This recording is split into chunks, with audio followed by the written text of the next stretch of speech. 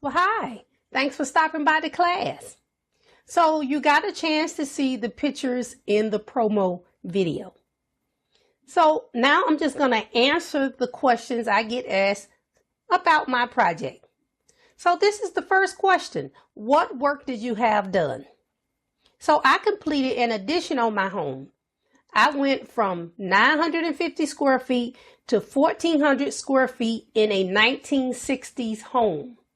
I upgraded the electrical system. I installed central air conditioning, which you never had. And I went from a 2-bedroom, 1-bath house to a 2-bedroom, 2-bath house with a den, which I converted to my home school, a walk-in pantry, a screen porch, which has 2 additional outside closets. Now, what is the second question? How long did it take? Now, my project from start to finish took 1 year.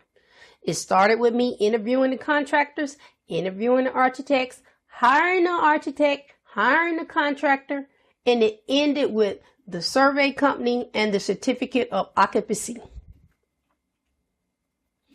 Well, next question is how much did it cost?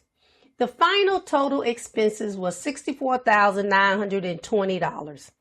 This was only $1,220 over my projected budget. And yes, I said the word budget. Some of you may know me from my other class in which I teach the budget. This is something that I do is manage my finances. And because I manage my finances, I was able to cash flow the entire project. So let's go to number 4. Who helped you? Guess what? I did it myself while going through a divorce. It was very stressful, but I survived. So I have consolidated my lessons learned in this online class. I provided you all the tools you would need to help keep you on track throughout your project. So that's it. I just kind of giving you the answers to the questions I normally receive.